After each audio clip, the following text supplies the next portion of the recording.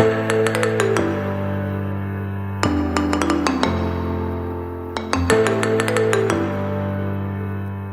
ora everyone, ngā mihi manaho nui kia koutou katoa.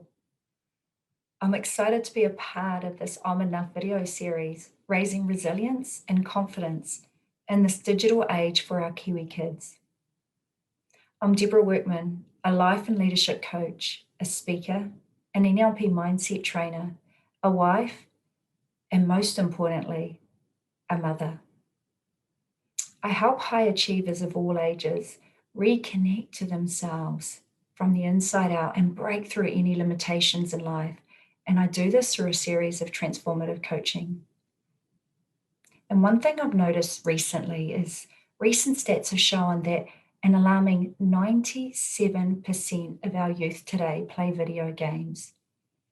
And the fastest growing age group is from age 2 to 5 years old. And what's even more alarming is of those 2 to 5 year olds, more of those kids know how to swipe a smartphone application than they know how to tie their own lace. So today, I'm going to talk to you specifically about why our kids are playing those video games and what's driving the emotional connection to it. I believe if people can understand why our kids today are playing the games more so than ever, then we can help them move from it. So let's start with why they're playing the games. Gaming is actually a form of temporary escapism. It's an avoidance tactic of something or someone or some event. Whether it's a surface event such as they're avoiding studying, or they're avoiding jobs to do, or parents nagging about their school results to them, sometimes they are avoiding deeper emotional and mental reasons, such as painful thoughts, painful negative thoughts, where they're feeling like they're not good enough, or they're feeling like they're a failure because they got a C in their tests when typically they always get A's. And they just want to block out what their thoughts are telling them over and over again. Because that experience only makes people feel low. So the gaming becomes a coping mechanism of not having to deal with life for a temporary moment in time. And it actually is an outlet for our kids until they can find another more resourceful method of dealing with their thoughts and feelings and finding peace within. Another reason why gaming is so attractive for our young ones in this day and age is because it's a social interactive experience. It's a virtual playdate for our kids. Not only are they being able to relax and escape their thoughts, they're now being able to connect with kids from all over the country. These kids are more available to each other pretty much 24/7 than they ever have been before. And they're able to see their friends more than they would in an in-person get-together. It truly becomes a together alone experience for our kids because it feels like they're connected. It feels like their friends in the room with them. They can hear them. They can see them performing on the TV screen or the video screen, yet in reality, they're sitting alone in a gaming chair in a room or a lounge. They're also thriving on the challenge and the competition of gaming, because it gives them a sense of purpose and achievement based on what their results show. And kids are struggling to fit in and make friends out there. And so what gaming does is it opens the gates where everyone's accepted, because if you're all gaming and you're available to compete with and talk with, then you're in. You're not judged based on what you look like. You're not judged on whether you're in the cool kids club or not. And no one knows whether you have real friends out there, and it doesn't seem to matter as long as you're available to play. So the acceptance level goes up for these kids.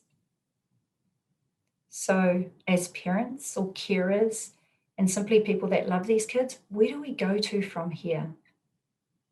Knowing that video gaming becomes a go-to activity when the kids are getting bored or upset or wanting to escape the world, parents, we need to stop and ask ourselves, What role models are we being with our own devices and our own technology addictions? Are we working too late on those work emails with that laptop? Are we binge watching Netflix over and over again? Are we Facebook scrolling or Instagram surfing? Meanwhile, yelling at our kids to get off the gaming device. I see parents go out to dinner with their kids, and as a family, they're all sitting around their table, each looking at phones, waiting for their food to arrive. And it seems to become normalized, right?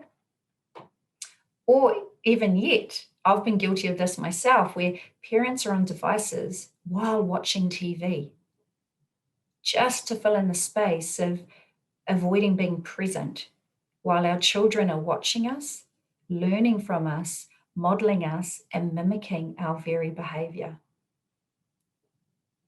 The iPad is not the new babysitter when we have friends over for drinks or dinner. Our kids are craving interaction, not online entertainment. We as parents need to help them with their social skills and be more accommodating, whether we have their friends over more in person or whether we just start being kids ourselves with them and more interactive. Because the days are going quite quickly where we used to have a conversation around the dinner table or regular scheduled family outings, outdoor adventures, game nights, card games, anything, even camping. Families simply aren't having that much fun together anymore because of the busyness we're allowing in. And that was one of the blessings I experienced in 2020 when the coronavirus hit. Everyone was forced to slow down. And it was intentional because we became more aware of what our children were doing and wanting and having, and we were forced to interact with them like we'd never been forced before. And it was such a blessing to be out on the streets, seeing everyone out there on their bikes or walking with their dogs and saying hello and looking at each other in the eyes and just not rushing, not doing life. It was a moment of pure bliss when we were being in life in that moment. And what I learned is, believe it or not, our children want to hang out with us. They want to hang out with us. At a core level, we crave love and connection. And we just have to remember that we can help them with this by doing something fun with them, not something boring. Like if we can go to the beach, go to the lake, play games, cricket matches outside, anything that involves our time and attention without a cell phone or screen in the way, our kids will appreciate it. So I want to leave you with a couple of things to think about. Don't punish your kids for wanting to play video games, and please don't punish yourself for buying the gaming device in the first place. We get so caught up in the guilt of letting them play on technology that we lose sight of what truly matters. Our kids are feeling like they are enough, and how we can encourage that is by connecting with them more and more and more and letting them know just how valued they are.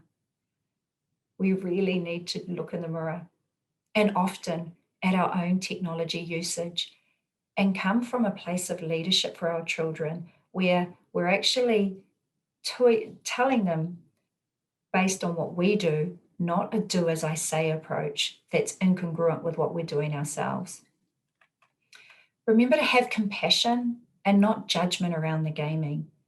Know that kids out there are afraid of their feelings.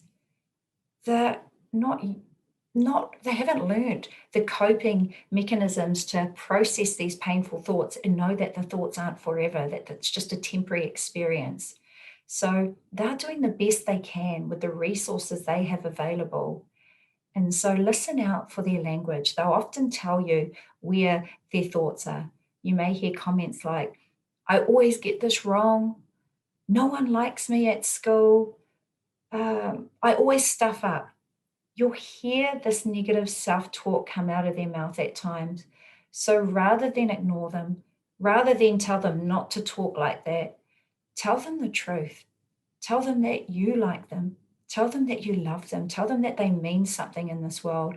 Because if we leave our kids alone with these painful thoughts, it will continue to spread, and these kids will take these thoughts and beliefs into their adulthood and will continue to feel awful about themselves. If what I'm saying is making you think of someone in particular or someone you know, I do recommend engaging in a coach if you feel there's an intuitive sense there with what I'm saying, because sometimes there's always more, sometimes there's something going on beneath the surface and we don't know how to help them and we don't know where to start. Communication does solve all problems, and kids can find it easier to open up to someone who's not related to them and who's not part of the problem and who's not going to judge them. So if this resonates with you and you want to learn more about the work I do, how I assist people live their life differently, then please feel free to go to my website, www.deborahworkman.com. And if you do go on to become one of my gorgeous clients or recommend someone else reach out to me, please get them to mention that they've watched this video from our Imenough series, and I'll happily donate 5% towards this fund. And if you've just listened to what I've shared and you're finding it useful and you don't feel like you need to do anything else, that's also completely fine. Feel free to click on the link below to donate towards this worthy cause. Because remember, who we be as parents is who our children be. And when we flourish, they flourish. Thank you very much. Ngā mihi.